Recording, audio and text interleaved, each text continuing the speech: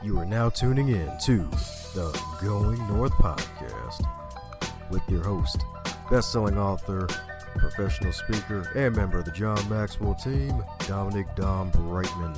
And every Monday and Thursday, we're going to hear the voice of a different author sharing their gifts, stories, and expertise to help you charge forward in life. Now let's get on with the show.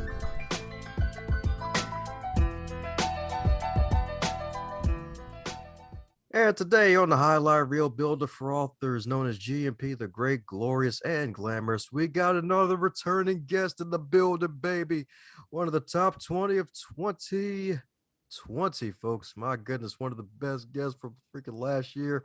One of the greatest things about last year is that this podcast has grown exponentially, and we have a guest right here who is part of that success. My man right here, he's been doing the work, so much good work in the world, because his wonderful book, The Journey to Cloud 9, became a bestseller in addition to his first book, making him a two-time bestseller. And he gave another TEDx talk, so that makes him a two-time TEDx speaker. And to make it even better, my man is still speaking and encouraging the masters as a writer, guide, editor. And what's even interesting is that my man is on a new course because he's a soon-to-be therapist. So let's give it up for the one, the only, the trailblazer himself, Jordan Gross. How you doing today, man?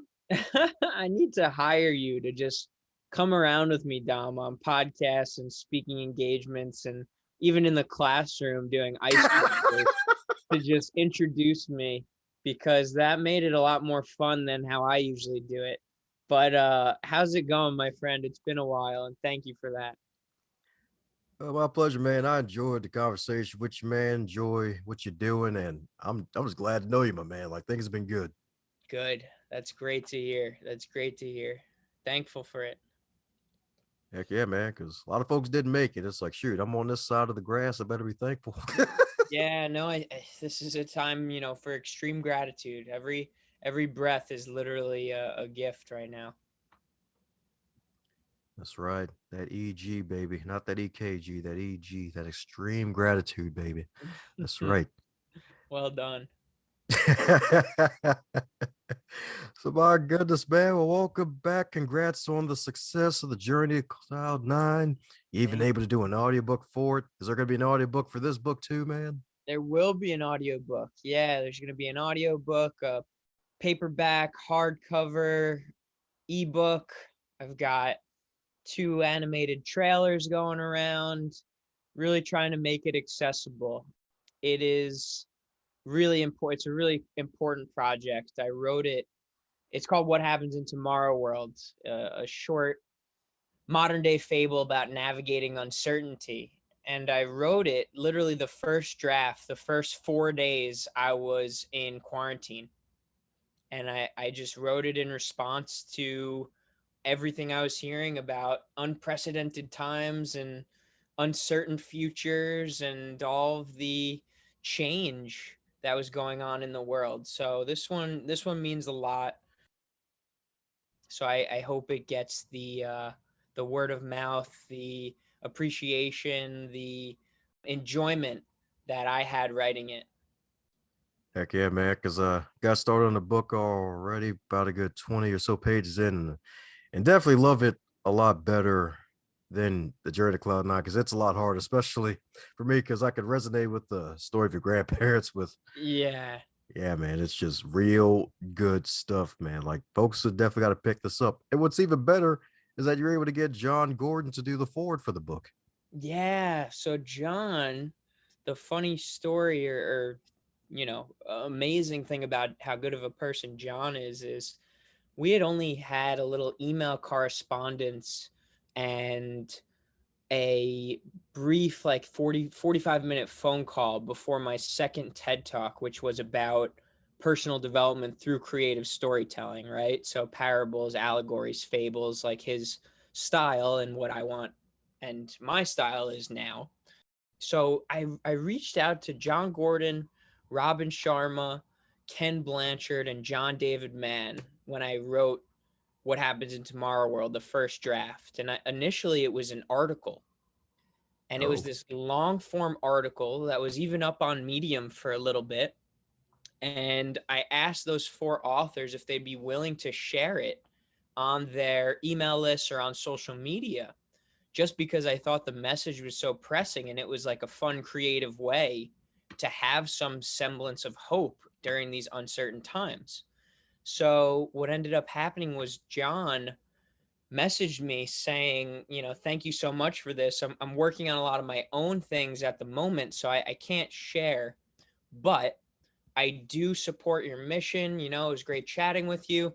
Let me connect you with my first ever publisher, this guy named Matt Holt from Wiley Publishing, who just started his own publishing imprint at Ben Bella Books. Wow. So it's now Matt Holt Books at Ben Bella Books. He CC'd Matt on the email, and Matt and I started chatting. And Matt is one of the greatest in the industry, in the publishing world, and I was so fortunate to have connected with him. And next thing I knew, I had to take down the article and start working on the editing process for the What Happens in Tomorrow World book. So John was the one who made the connection to me to get this published, and then he agreed to write the foreword. So I am forever indebted to him for allowing such a project to come to fruition. He's really, and for especially, it's crazy these days, the connections you can make, like you and I, Dom. We've never met in person, but I never met John in person either. And to think that all this happened and we never met in person is just, it's a real testament to the kind of individual that he is. So that's my tribute to John. Oh yeah, that J and J connection, baby. That's what I'm talking about. Yeah, and we're both JG too, so the JG connection. Oh, even better. There we go. There we go. I'm That's what I'm I'm talking thinking I'm thinking like you now, I about. Alrighty, the mind control is working. Yeah, exactly. I'm just trying to fit in. uh Fitting in is kind of overrated unless you're trying to sneak in for reconnaissance. I agree with that. That's actually my main message. So I'm not fitting in. I take that back. There you go. That's right. Let's keep these squares in the circle. Yeah, yeah. It's funny you said that. That no, just I said that, like, I meant to say that in my head, but I'm working on a new parable about the entrepreneurial mindset and like not being afraid to stand out. And that square in the circle is kind of a metaphor. So be on the Oh. lookout. That's like a little teaser. I wasn't meaning to bring that up, but Oh no, it's all good. It's all good. That means folks got something to look forward to for round 3, baby. That's what I'm talking about. Hey, always important to have something to look forward to. heck yeah, man. So my goodness, with that wonderful book being connected with John Gordon and all these other wonderful folks, heck, even helping the man with his new imprint, publishing this new wonderful work. So with all of that wonderful change going on, what made you decide to become a therapist, man, a soon-to-be therapist? Yeah. So I would say that a lot of the personal development work I was already doing was bridging was really, walking the tightrope between personal development and mental health advocacy. But I never felt fully comfortable, Dom, like saying that I was talking about mental health or giving mental health advice because I was not a licensed clinician.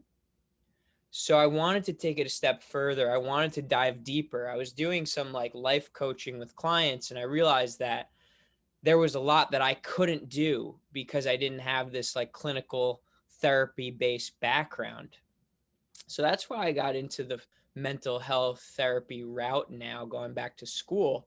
I think the bigger goal too, Dom, is, especially like with what you're doing on your podcast, you're trying to, in a way, destigmatize mental health and taking care of our minds and our bodies and our brains and our the way that we see ourselves in this world, right? So I'm just really, taking it a level deeper and getting the formal training.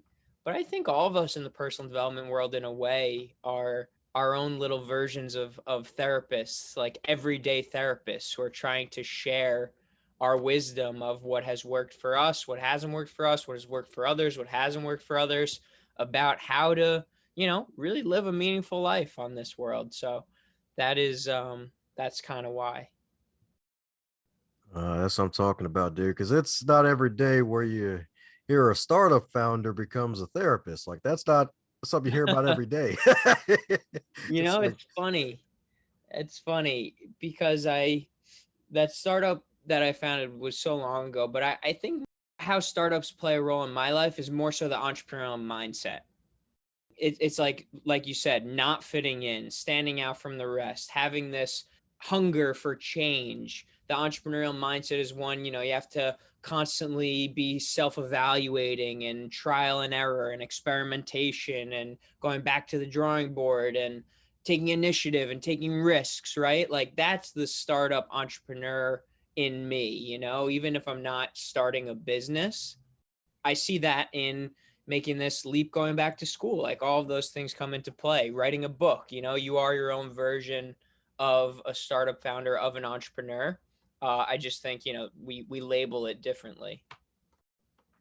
heck yeah, I could definitely say that again because it's Yeah. so true. Like, heck, even like it's so right. It's like it because with life coaching sometimes, because remember one wonderful podcast I had the odds to connect with, Nick Sotelo. He's actually has a therapy background. He actually is a Mm. therapist. Now he's moving over to the life coaching space. Heck, Uh-huh. even another guest on the show, Clay Cuts, his episode goes, well, his episode probably up before this one.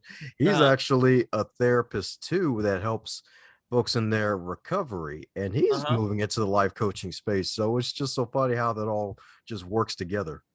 Exactly. Exactly. And you know what? I think it's a field where competition should be non-existent because we're trying to help the world. We're trying to make it a little bit better of a place. And there's enough room to help people where we can all work together instead of just kind of making it a cutthroat type of industry. I think that we could really make a difference if we view it as a team effort.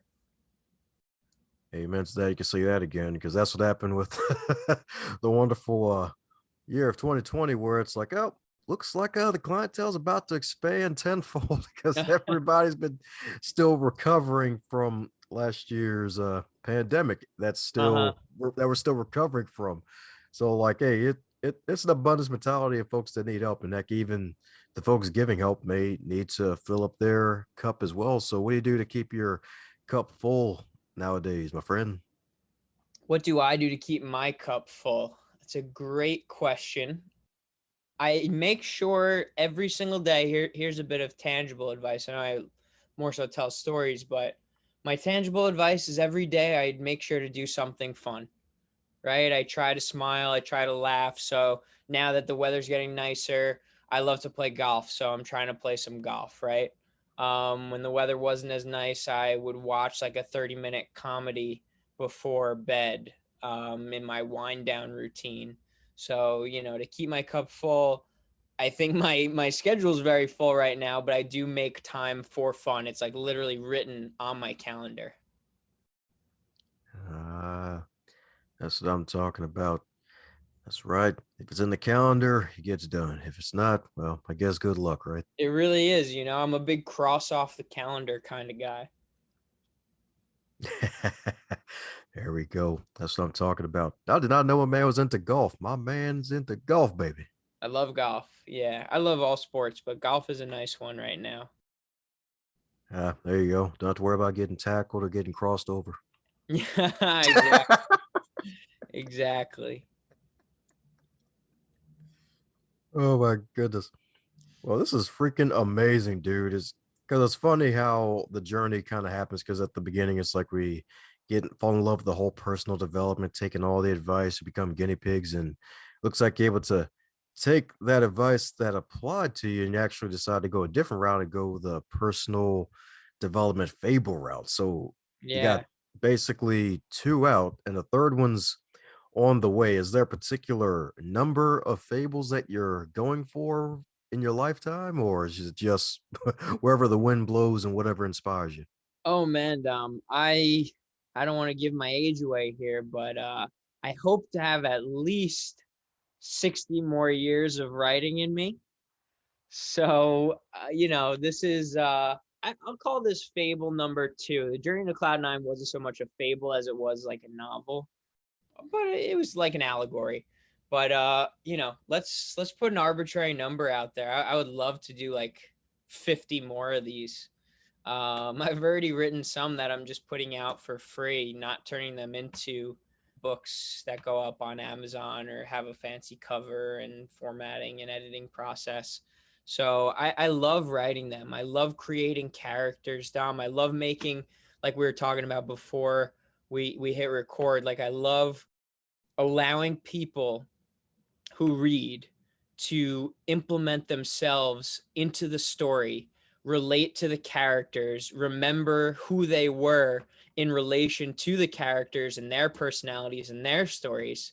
So it makes it really fun. It makes it a really engaging process for a reader. So I want to write so many more of these. This is, what I want to be known for is this personal development through creative storytelling, because I think that it is a way to persuade individuals of, what you want them to do, whether that's personal or professional. And I'll tell you a quick story, Dom.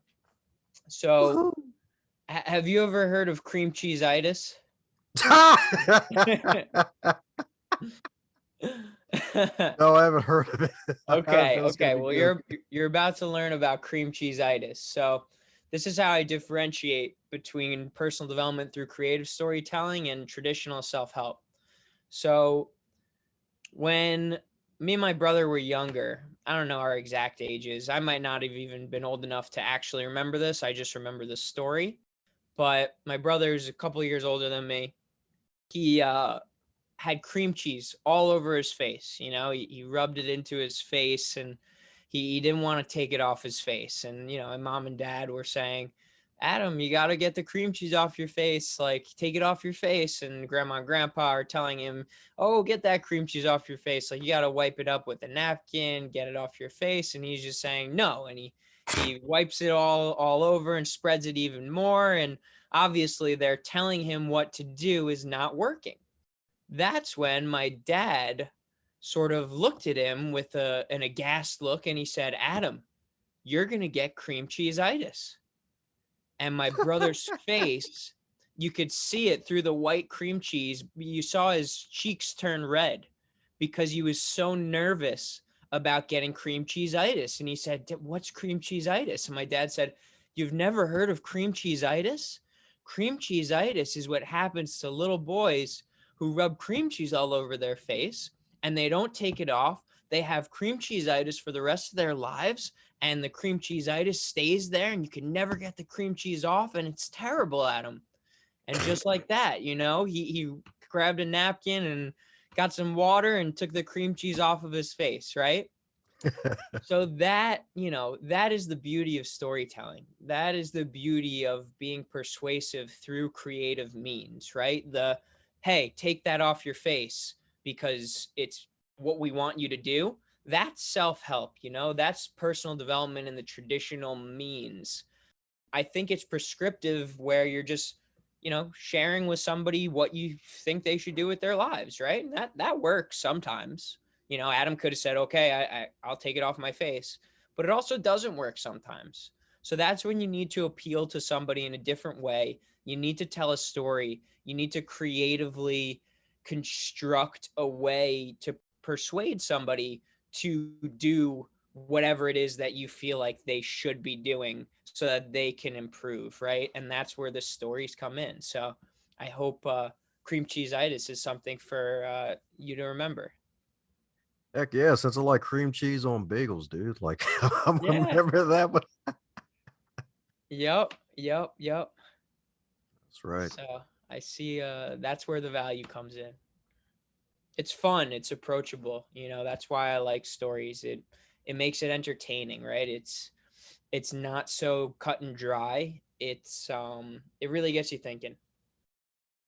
Heck yeah. It's like, wow, cream cheese itis. It's like, man, if it stays on me forever and they can still see my red cheeks if I blush, it's game over. But if I take it Exactly. off, I'll be fine. Uh-huh. And that's so darn true, like for life and that wonderful comparison and contrast with traditional self help as opposed to really just taking self-help and putting it in story form to really help it to stick a lot harder because that's it. Yep. Like, I feel like that's something that's never really going to change as long as humanity exists, is the fact that we'll always love stories, Hmm. whether it's just one or just a few, because we always resonate with them if they really paint that wonderful picture for us. And we get to use those word pictures to really develop something in our heads that sticks longer than opposed to, hey, do this thing. Like, oh, it's like, you know what? Become a millionaire. Okay. Like, that's cool. All right. Yeah. Hey, it's like, hey, you want to know how I changed my life to become the most giving person ever? I Uh-huh. became a rich person so I can actually help other people. And I became a millionaire in the process because I wanted to help other people.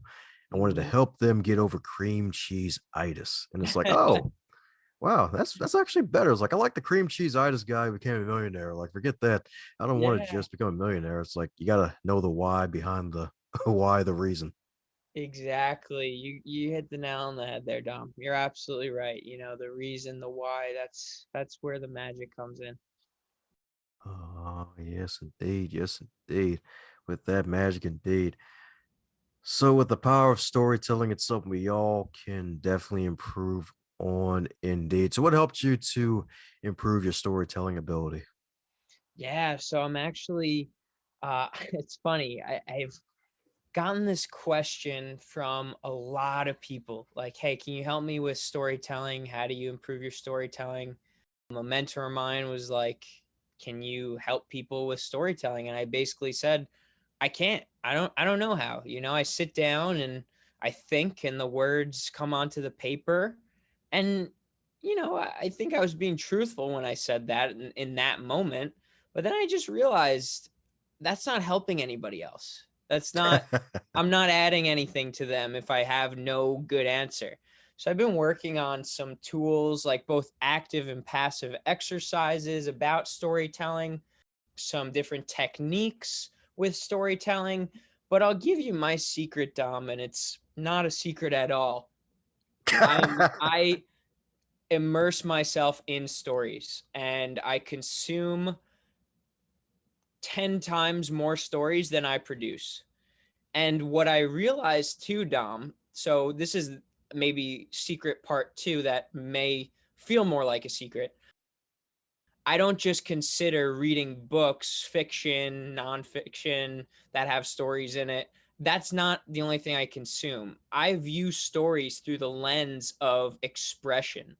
So to Mm, me, I'm taking storytelling techniques from songs, from artists, from athletes, from certain business people, right? Like I am finding stories everywhere and just taking little bits and pieces from all of these stories that I'm seeing, and then creating my own, right? So it's about having that active memory through passive activities, right? So if I'm watching a movie, I'll try to remember something that I think is really compelling as a storytelling element, right? So I don't, I still am working on it. I'm gonna have, a document or a free ebook or something with techniques and exercises for storytelling. But really what I'd say to you, Dom, is it's about understanding that everything is a story and being aware of what stories are grabbing you and bringing you in, and then trying to take little bits and pieces and emulate it in your own, storytelling process. oh yeah, the fire truck came again because a man dropping that fire, baby. That's what I'm talking about, baby. That's what I'm Thanks. talking about, indeed. Yes, indeed. Yes, indeed. And that gets probably something that all of us tend to do, and well, some of us probably need to do more of, is the consume and produce piece as opposed to the just consuming part of the Mhm. process. Right, right. Yeah, no, it takes a little bit of everything. Yeah, exactly. It's like, hey, you just can't walk around with all the wealth in you, metaphorically speaking. It's like, hey, you gotta let some of it out. You gotta let the greatness out. Right, right. You can't just read all the books because then you just got a pile of books. You got to start implementing. That's right, indeed. That's right, indeed.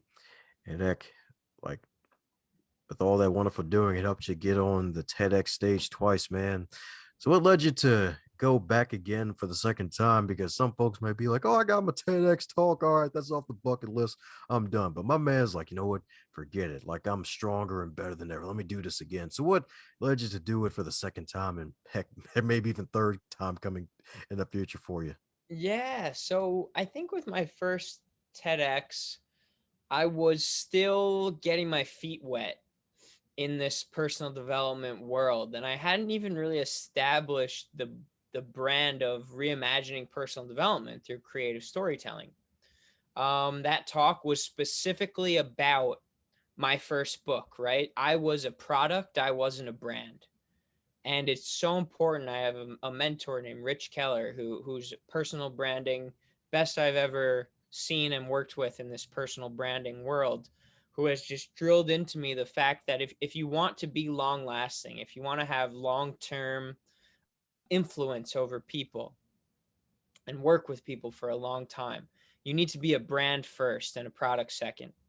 So the second TED Talk was really the introduction of my brand, personal development through creative storytelling.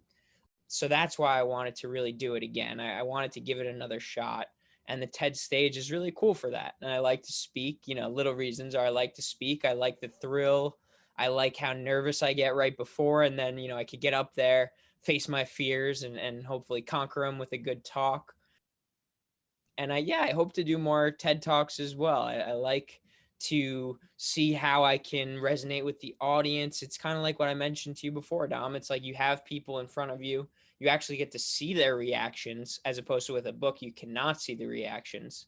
So it's a cool experience. It's a really, I was talking to my buddy the other day. I'll never not be afraid or like nervous to speak in front of a crowd, but I don't think, I'll just get more comfortable with it. I'll just feel more confident each time, right? It's like going to the gym and lifting weights. Like if you are constantly trying to grow, lifting those weights never necessarily gets easier. You just get stronger and more excited to lift those weights. So that's how I feel about, doing the TED Talks. Oh yeah, that's what I'm talking about, indeed. And it's so right and so powerful right there. It's like, hey, like the first round is like, hey, the product, but the second time, the brand. The brand Mhm. is definitely where it's at because that's really where the long lasting appeal really happens if you have that wonderful brand. Because Yeah. products, no matter how good they are, they can last for a pretty good long time. If you have a brand, that'll last even past the wonderful death, and it keeps to go on for generations to come. Right. Right. Yeah.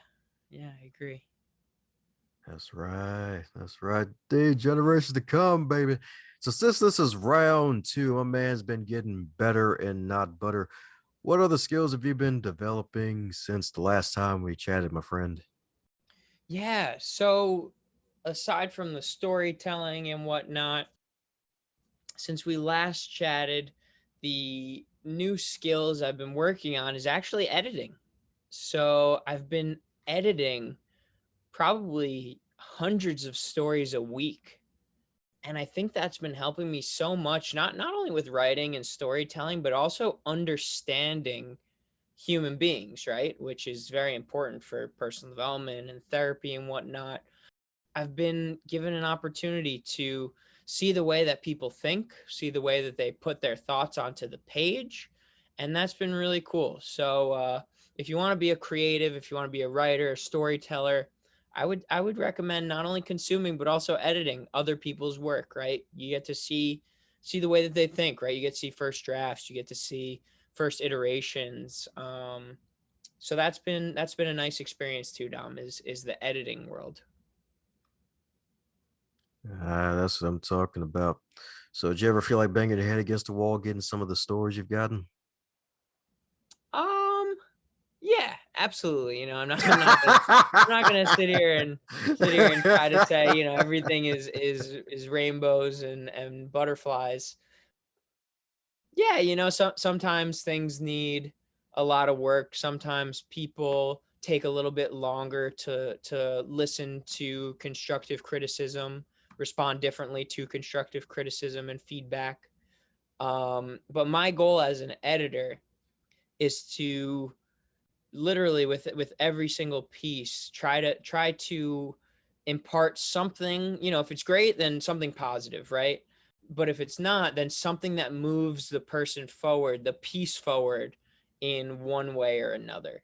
So I'm all about, progress, right? So that's really with those head against the wall pieces. If I can give somebody one thing to work on and I see that gets improved, then I think that's a win. That's what I'm talking about right there, indeed. It's so darn true. Because now, granted, my writing ain't perfect yet. I almost failed English class in high school. That was one of the worst subjects. But I tried editing someone else's book project after my first book, and I was like, wow, alrighty, well, I feel better about myself now, and I'm never gonna edit somebody's work again. Right, right. No, I know what you mean. And you know what, too? Like, it's a very subjective process, too. And there's always going to be somebody better at writing than you, right? And I think having that beginner's mindset, like understanding I can always grow, I could always learn, is really, that's what's really advantageous in your growth for writing or whatever it is, really. Heck yeah, indeed, definitely right about that. Yes, indeed. So, with this wonderful book number three, and really being the first business fable of many more to come, is there anything that you wish you may have done differently now that you've? This is basically the third time around for publishing your book. Hmm, that's a great question. So it's not out yet when we're chatting, so I don't know how things are gonna go. I think things have been really really smooth up to now. If I could do something differently, I think it would be start thinking about having a brand earlier. We talked about brand, and I was too product focused, even for the Journey to Cloud Nine. Like everything I was doing, I did a Journey to Cloud Nine podcast. I did a Journey to Cloud Nine like LinkedIn series. I was the Journey to Cloud Nine person, but that's not general enough to be a brand. That was too specific based off of a book that I wrote. Now having this brand, this understanding that I am personal development through creative storytelling. I just kind of wish I would have done that earlier, but it is a process. It's a learning curve, and I'm super grateful, especially to Rich, the my mentor and personal branding coach, who worked with me to figure out that that's who I wanted to be, right? That's how I was making my mark, my carving out my niche in the self-help personal growth world, was through these kinds of stories. Oh yeah, that's what I'm talking about. My man, Mr. Rich, helping my man JG get richer, baby, in more ways than one. That's right. That's right, indeed. Ain't just talking about money here, talking about creating that brand, finally dialing in on it, having that laser focus, helping Hmm. millions of more people now.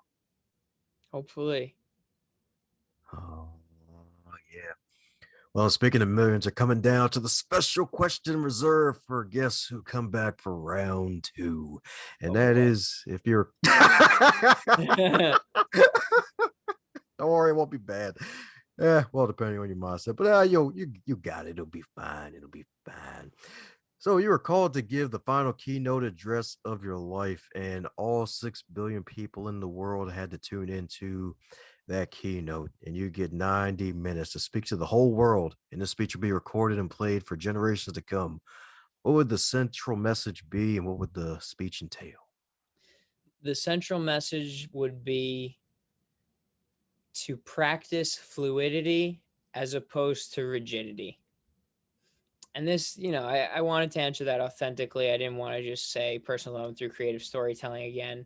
I think as we, grow as a world, as a country, being flexible, appreciating others, being tolerant of other people, of other ideas, opinions, backgrounds, right? This fluid approach to life is going to become more and more critical, right? Because being rigid, being so binary, it's limiting.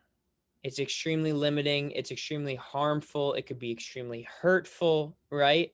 So trying to understand other people, trying to understand the world through a lens of fluidity as opposed to rigidity, I think I would try to expand upon that idea and really share that with the world, that it's so important for us to really work on a spectrum as opposed to a yes and no binary type of view.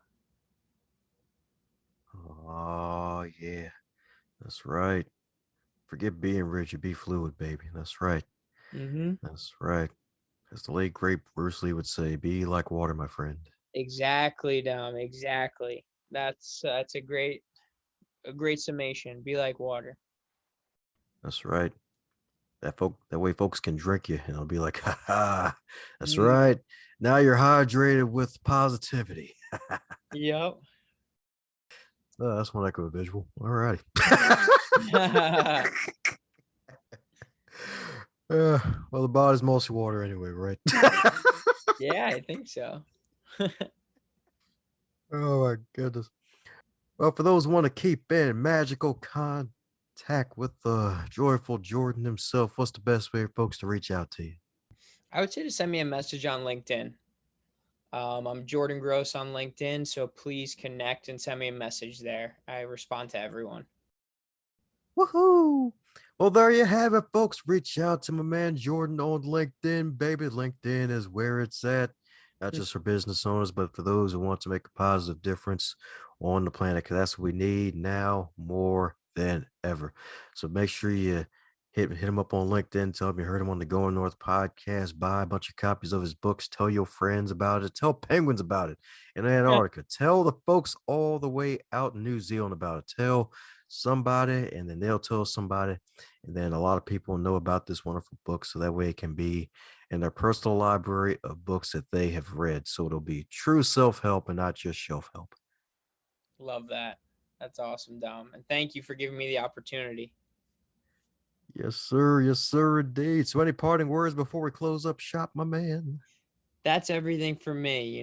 You stretched me as far as I could go, and I'm grateful to be back on your show, and I'm grateful that you give people the platform to share what they view about the world. So thanks again, Dom, and really amazing stuff that you do. How's it going, my friend? I'm glad you made it to the end. That shows that you really enjoyed what you heard and you are an uncommon finisher. Thanks for giving this show a listen. If you really want to help out the show, be sure to subscribe, leave a review, and share this with someone that you care about or someone that needs to hear this message, because we want to spread this podcast around like butter on bread if that's your type of thing. And if it's not your type of thing, still spread it around anyway, because good stuff needs to be shared with good people like yourself.